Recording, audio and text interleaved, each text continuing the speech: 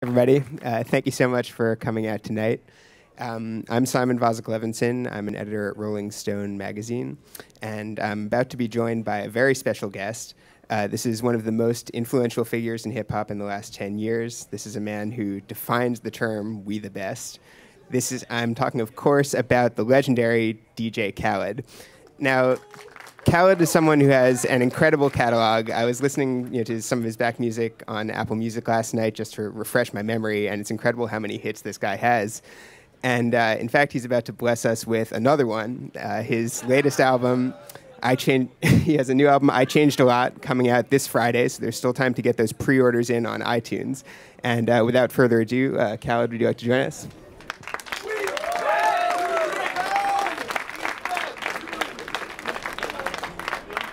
Thank y'all for coming out, man.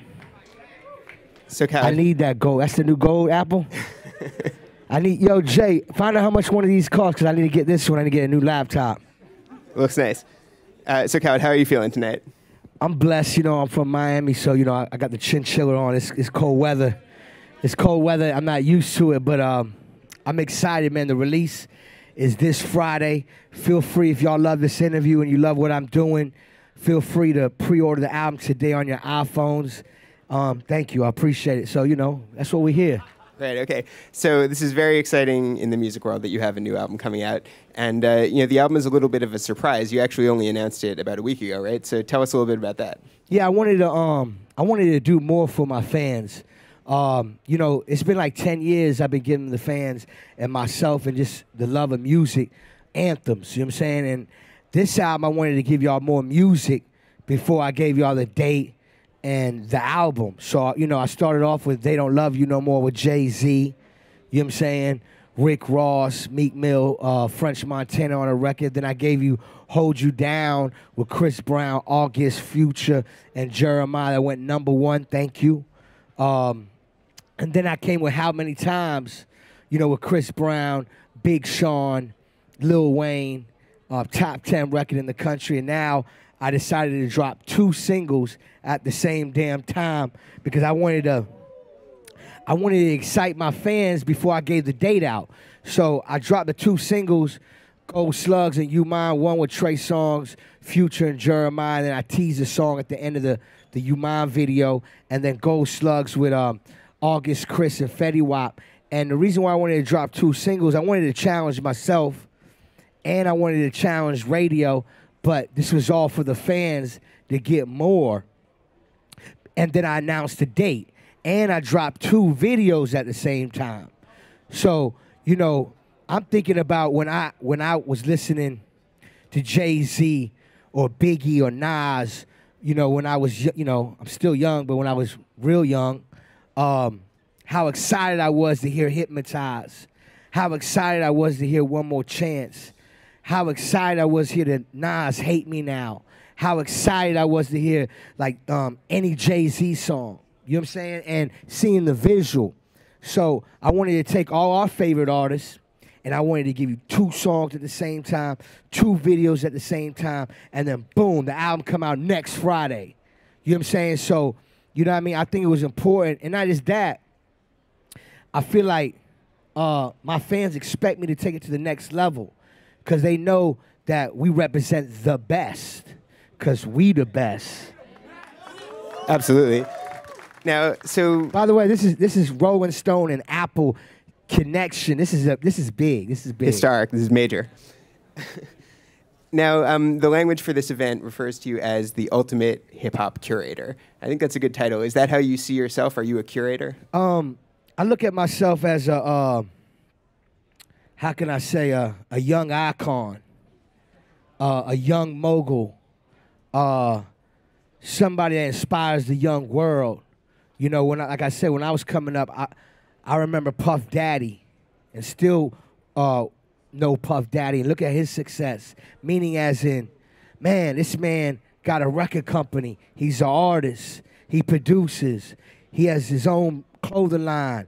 Look at Jay-Z. Man, this man got a management company, a record company. He's an artist. You know what I'm saying? And those are the people like Berry Gordy and L.A. Reid and these type of things that I looked up to. So when you think DJ Khaled, I'm the new generation of that.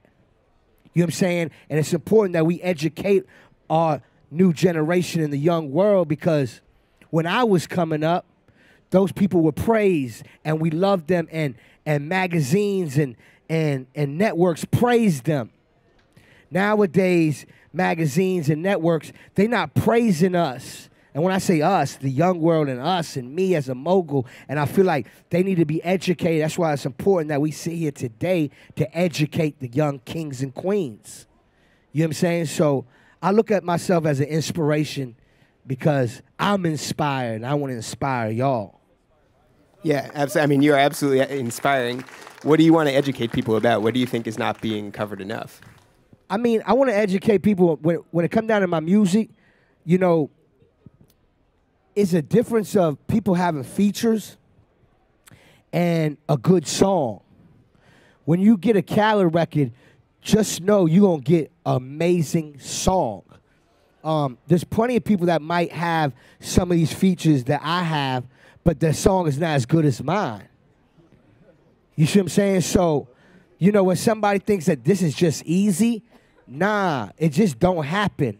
You know what I'm saying? It's me in the studio putting my vision, and I get with the artist's vision, and it's a teamwork, a team effort for us to create these classic, timeless anthems. You know, I got catalog.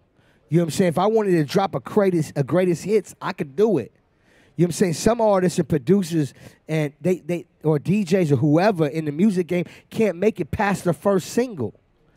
I'm 8 albums in. This is my 8th album. You know what I'm saying? This 10 years of anthems. All I do is win. I'm on one. Go hard. We taking over. You know what I'm saying? I keep going. You know what I'm saying? Like, I can go, it take about an hour to tell you all my songs.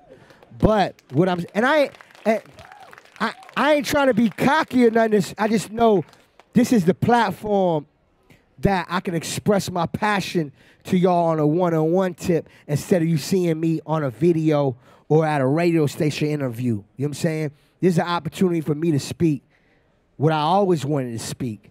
You know, what I always wanted them to publicize and embrace. You know what I'm saying? Another one. So tell us, so how do you do it? Because you're right that, you know, you get performances that are amazing out of these artists, right? You know, if you hear a Khaled record, you know artists are going to be at the top of their game. How do you make sure that people bring the absolute best material to the table? I mean, first of all, the artists I work with are absolutely great. And I'm a fan of them. And I think we support each other. And a lot of these artists I came up in the game with. So when I'm in the studio with an artist, or if I'm on the phone, or if I'm presenting something to an artist, they are already great. I just want to make it, I want to get the best out of them at that time and that moment on this song. Y'all remember We Taking Over, right? Of course. Y'all remember Lil Wayne's verse? I Classic. am the beast. Feed me rappers, feed me beats. That verse alone, everybody ripped it on that song. But that verse alone was monumental, so epic. You know what I mean? To me, it was a game changer, and it changed the climate at that time. You know what I'm saying? Like, I try to bring the best out of the artist as much as that they bring the best out of me. If I have an opportunity to work with Jay-Z, I'm going to make sure I deliver. You see what I'm saying? Like, when I work with Kanye, I'm not coming to Kanye to waste my time to get my picture for the Instagram.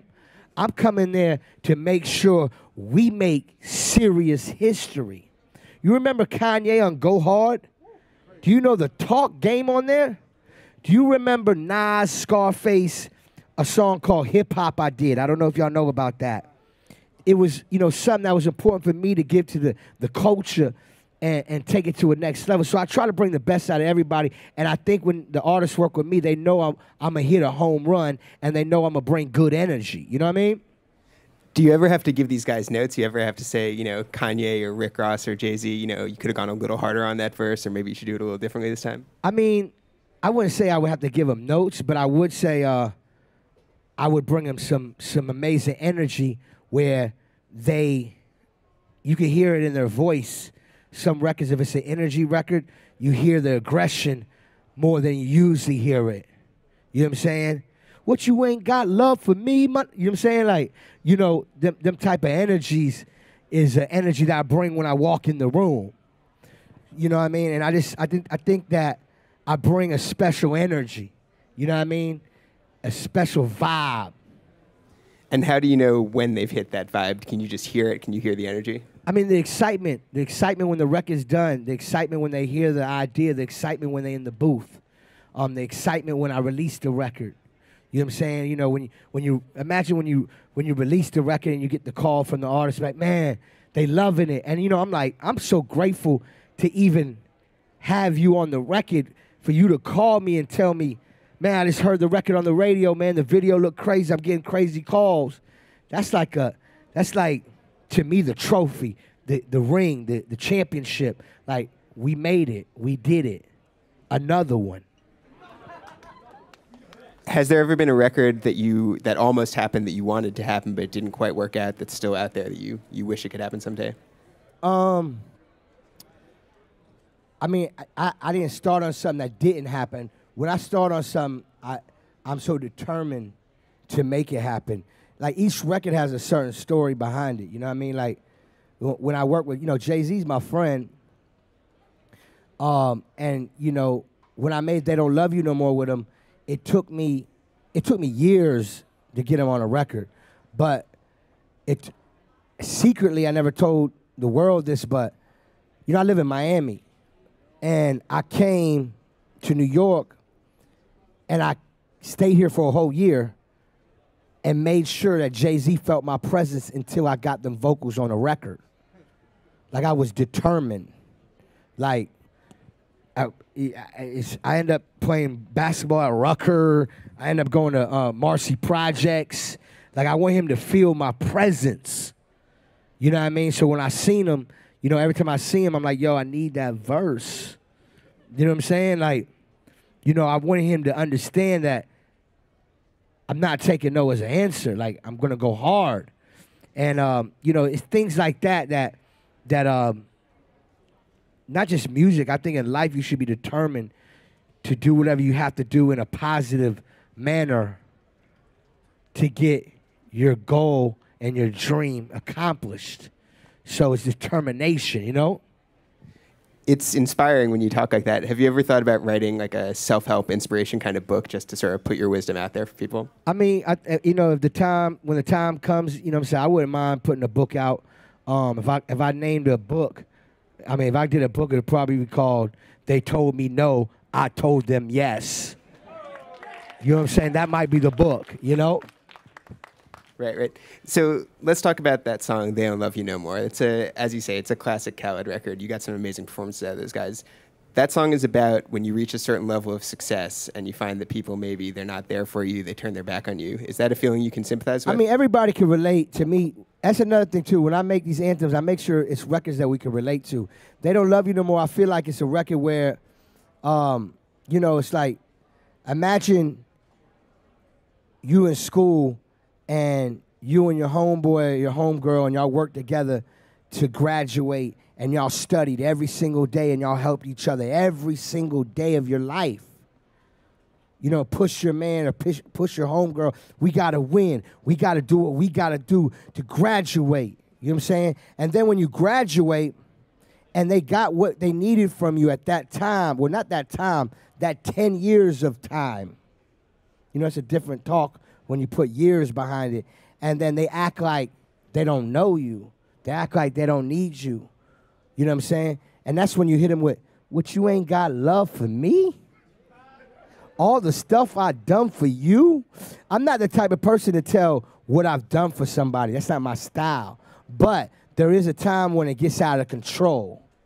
You see what I'm saying? Imagine an artist I've been pushing all my life, pushing every day, investing all my money, and every day telling y'all about an artist. And then out of nowhere, they act like they gas and they don't need you no more. But what about that 10 years of investment and hard work, and you don't acknowledge the dawn? That's crazy. That is crazy. You know what I'm saying? It's so many different ways to explain it, and it doesn't have to be in a music way. It could be in any. Everybody can relate to that. Am I correct? Absolutely. Yeah. You know what I'm saying? All right, so the album is called I Changed a Lot. Now, that's an interesting, intriguing title. Tell me what you mean by that. I mean, Jay-Z said it best. You work this hard to stay the same. That's crazy. You know what I'm saying? I changed a lot. For me, the title means so many different definitions, meaning as in my health. You know what I mean? Like, now I work out. Yeah, I'm a fat boy. You know what I'm saying? But I'm a fat boy that's healthy. Because I ain't never had a problem being fat. I'm fly to me. I ain't got no problems, trust me. But when I work out, I feel good. I smile more. I think better. When I eat crazy, a bunch of fried food, I know I did it and I feel guilty, and the next day or the next week, I won't eat no more of that. At least I'm aware. And that means that's part of a change to be better and greater. I feel like I'm my only competition.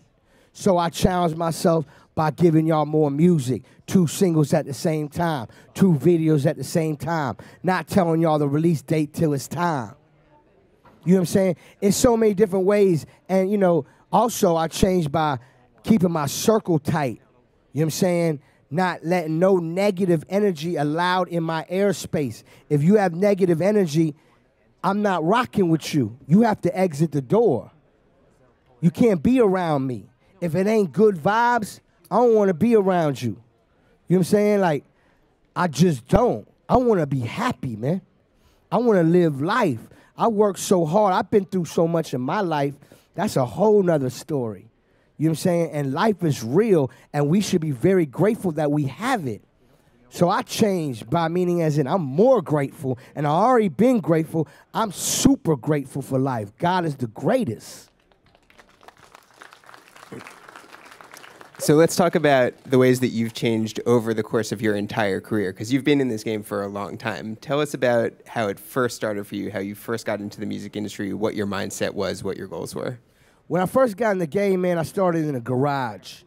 You know what I'm saying? 2 turntables, a mixer, an MPC drum machine, and a bunch of vinyl. Everywhere was vinyl. Everywhere. I would sleep on records.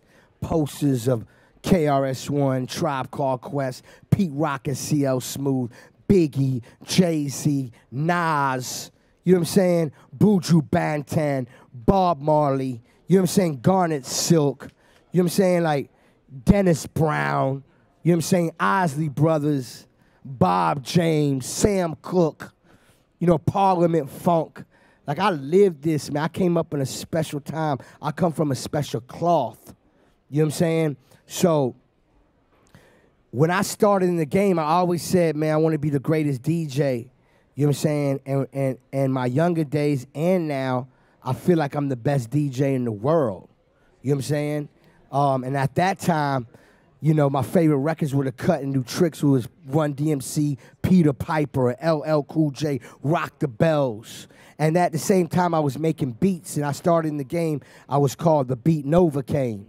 You know what I'm saying? I used to produce records for Joe Crack. Shout out to Joe Crack and shout out to Big Pun. I did some joints for Fab and Ludacris. And this is like before I became DJ Khaled.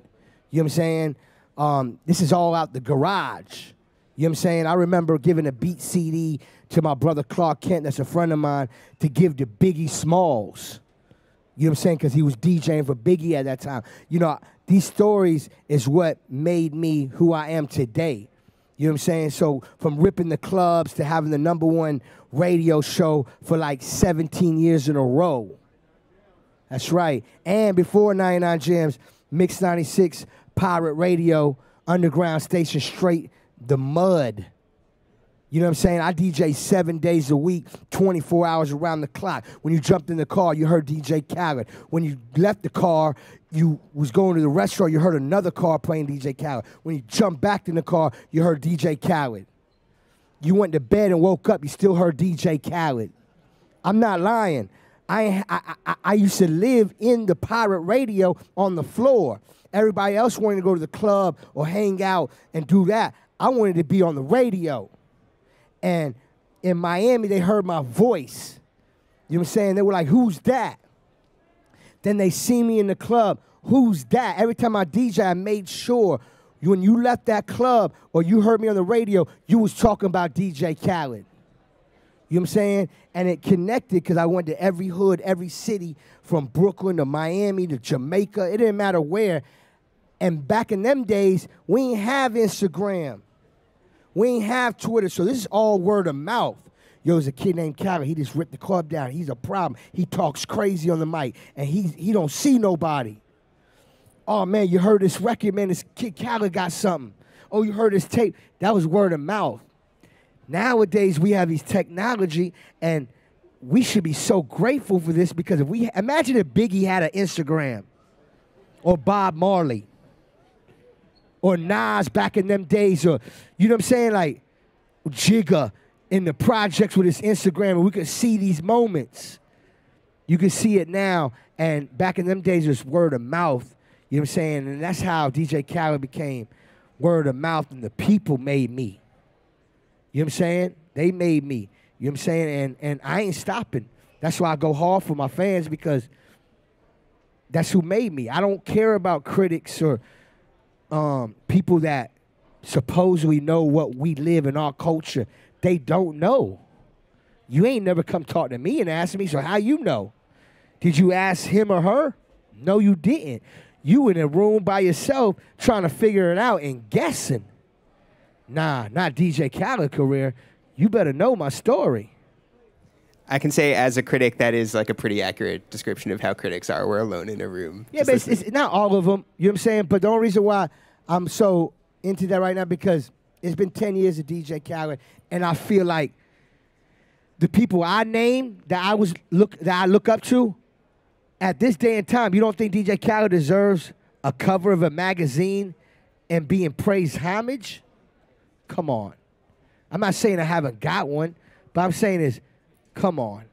Like, are you serious? I got so many hit records, and not only do you listen to them, your kids listen to them, not even that, it's your favorite record, and you don't recognize who I am? You know what I'm saying? I think you're making some good points, and it's all love and it's all respect, Khaled. Now, they're giving me the sign here that I think we need to go to the audience Q&A, so if people have some questions, you can ask right now.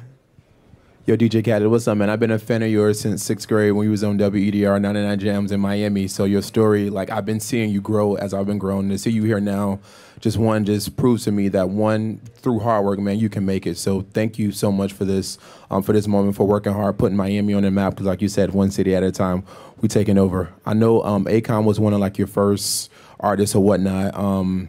He started at the Apple Store in Miami. I remember that moment. I met him as well. But what are your hopes for the future? What would you say to any kind of inspiring artist or DJ host or anything? I know you've worked hard. You actually put yourself in, like you said, the people help make you. What would you say to somebody right now from Miami, from Fort Lauderdale, trying to make it in New York, trying to be a radio and television personality as well? Never give up. You know what I'm saying? I think I'm the definition of never giving up and never surrendering. You know what I'm saying? And I encourage y'all to go so hard, but when I say so hard, don't put yourself in trouble to get what you want to get. But sometimes you got to show them better than you can tell them. You know what I'm saying? Because, you know, I can come up to you and say, yo, I'm this, I'm that. I could do this, I could do that. That's cool. Show me. But they not asking to be shown. So you're going to have to show them, and then they going to see because they have no choice to see. You see what I'm saying? That's the key. You be surprised. Like, you know, if you're an NBA player, trust me, if you dunking and you shooting them threes, somebody going to tell somebody. Trust me. So if it's getting your block hot or if it's singing in the shower and then somebody passes the word outside your house to your neighbor, that's how it go. You know what I'm saying? The word get out, and then you realize what's your niche, and then you just keep going hard, you know? Thank you for having me here. DJ Khaled, respect. Salute everybody here, too. I'm from the Bronx, HD. Question for you. What's your creative process? I know you knocking these records out the park. Everyone, respect for that. Just a little insight. How you making these records? I know as from an artist perspective, you know, you record 100 records and you pick out the best 10. So we're not even hearing your whole catalog. So I just want to know a little bit, breaking your head a little bit to see how your process, you doing this. You know, it's important to have a good team. You know, the saying, teamwork make a dream work. Every producer or every leader or every coach has a vision. You know what I'm saying? Sometimes, like, you know, I look up to Quincy Jones. You know, Quincy Jones, when he was in the studio with Michael Jackson, I wasn't there, but I'm sure that he had the best keyboard player, the best guitarist, the best engineer, the best guy that mixed the record, the best speakers, and made sure the AC temperature was right. Just everything as a team, right? Me, I always start with production first. If it's me collaborating with another producer, shout out to Lee on the beats that produce Gold Slugs, You Mind, How Many Times, and Hold You Down with me. You know what I'm saying? You know, and he signed to We the Best. I want to praise him because he's a young king and he's growing and he's becoming to be super great. And when we work together, it's amazing. Some people just have that, you know, certain people I can rock with that can see what I'm trying to do and we can put it into light. So I always start with the production. Then I come with, you know, I try to present the artist some type of idea of the direction I want to go into as much as I can. Each record has a different story, but I'll try to throw an idea out there. Like when we made They Don't Love You No More, I already knew I was going to call it They Don't Love You No More. You see what I'm saying? But now we got to make the song. You know what I'm saying? When we made You Mine, I already knew that, you know, the song was going to be called You Mine before we made the song You Mine. You see what I'm saying? So it's an energy and a direction and a topic that we can all build together as artists, producers in the room, and then we put it to light. You know what I'm saying? What encouraged you to branch outside the music business and launch other brands? It's always been a dream of mine, man. When I started We the Best, I always knew it was gonna be bigger than a record company. I don't know if y'all know, We the Best is a label, a management company, a publishing company, and it's a big brand that represents the people. You know what I mean? If you notice, I said We the Best, not I'm the best. We the best. Y'all the best. We collectively are the best. I got a chance to put out some headphones and teamed up with Bang & Olufsen and Heads Audio. You know, I'm working on a video game that's about to come out. You know, I'm doing a bunch of stuff, and I just want to take the brand to the next level, and the next level, and the next level. And I want to keep my brand people-driven. You know what I'm saying? Because I feel like We the Best is something timeless. I think it represents just greatness. You know what I'm saying? There's no reason why we don't tell ourselves that we're the best. Because if you don't speak success in existence, then you're cheating yourself. You know what I'm saying? You got to speak wins all the time. Every day, like, I just opened a restaurant called Finger Licking in Miami Gardens, Carroll City. I partnered up with a good friend of mine named E-Class. You know what I'm saying? Now I'm in the restaurant business. You know what I'm saying? I'm about to open one up in New York. You know what I'm saying? Like, you see what's going on here? Like, off of one seed, you know what I'm saying, becomes more seeds. So, and it's such a blessing because my music is my one big promotion, and that was all from being a kid in the garage. You know what I'm saying? And end up making a career out of it. You know, if you could do something that you love, that's such a blessing, man.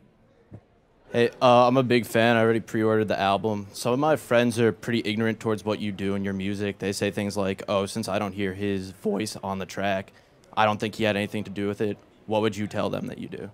Bow down and kneel to greatness. I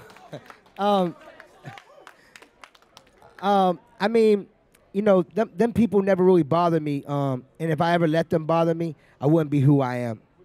Yeah, you know what I'm saying? Obviously, their opinion never affected me in no way. I'm 8 albums in. I'm over 20 million records sold in my career. You know what I'm saying? And I'm blessed. And but you know, they're not educated. You know what I'm saying? They don't know what a producer or a DJ is or I never said I rap. You know what I'm saying? I make, put out the biggest anthems in the last 10 years. That's what I do. You know what I'm saying? And I don't care about them. You know what I'm saying? And not in a negative way. If I could touch them and make them change to be greater, I would. I would give them a hug. You know what I'm saying? I'll give them a free CD. That's it. It's nothing but love. You know what I mean? But obviously, it's y'all who I care about, and I appreciate y'all. Thank you for coming. Thank you. What's up, Khaled? What's up? I'm from Fort Lauderdale, also like that guy, so 99 Jams, all that. Been listening to you. If we go back the 10 years, even a little bit before that, from This Ain't a Movie Dog, the mixtape, you had exclusives from everybody. Remember that one? Amazing. You had everyone from Blue Da Vinci to Missy Elliott on there, and Timberland and Scott Storch all live. Tim and Scott Storch in the studio together playing live on the tape. Incredible. So from going back then till now, how have you been able to establish and maintain these relationships with all these artists this entire time that look like genuine relationships? Yeah, all my relationships, that's another thing too y'all need to know. My relationships, and I think y'all should take this, my relationships mean more to me than money. I won't do something if I think it's gonna affect my relationship. You know what I'm saying? You know how much money I've refused in my life because I might thought it was gonna be delicate? It might be a downfall for me, I don't know. But it hasn't been because I just have a good heart. And what I mean by that is like I feel like if I rock with you, I'm going to rock with you all the way, not halfway. And a lot of these artists, most of them, we came up together, meaning as in, I remember the first time Chris Brown dropped his first single, I was outside the studio, and when he was done with the song, they gave it to me. I went on the radio and played it, and that was his very first song he ever put out as a major artist. I remember when Kanye West, when they wouldn't play Kanye West, and he would give it to me, and I remember I would play it every single day when they didn't like Kanye West. You see what I'm saying? So I think some of these artists, we have a mutual respect for each other and grinded. And you can hear it in the music. You heard Kanye on Grammy Family. You know what I'm saying? He bigged me up by, saying they wouldn't play me until Khaled turned the volume up. You see what I'm saying? I ain't lying. He said it. You see what I'm saying? Like, it's just that's the type of relationship, meaning as in we respect each other, we respect each other's grind, and not as that, we respect each other's talents, and when we come together, we know we're going to win big, and the fans going to love it, and it's authentic, and it's real. And the new generation that works with me, and I work with them, they have respect, and I respect them too. And then we build a relationship from there. You know what I'm saying? Hello, hi. I want to start off by thanking you. My 11-year-old son is sitting right here, and you are his idol. You sent him that free he DJ'd the White House, and you guys sent it. And we wanted to personally tell you thank you very, very much. He eats and sleeps with those. But I wanted to ask you personally, what advice do you have for my baby who idols you? So let me rewind this. He went to the White House? He went to the White House. He played for the Easter egg roll, and you guys sent him those. So he wore those at the White House to represent you. And my advice is I don't know if you know, but you have a big effect on the youth, and he is the future. That's right. And my advice is, man, you starting off amazing at an early age. You're already rocking the White House. You got your mother proud of you. And my advice is keep working hard, keep loving your family, keep doing good in school. And I think and I know whatever you're doing is right because you're already making world news already. And they're going to talk about that moment you did in the White House. How old are you? 11 years old. When you're 16 or 20 years old, they're going to bring that back up with your new success story. So just keep going hard, man, and see how your mother's here with you. That's amazing. You know what I'm saying? She brought you here, man. That means she believe in what you believe in. You know what I'm saying? And that alone is amazing. That means you good. All you got to do is be focused. That's it. God bless. All right, now, sadly, I think that's all we have time for today. Thank you all so much for coming out here. Please don't forget to pre-order Khaled's new album, I Changed a Lot, on iTunes. Buy a copy of Rolling Stone magazine, too, while you're at it. Hey, and thank you so much, Khaled, for coming out. Thank you, man.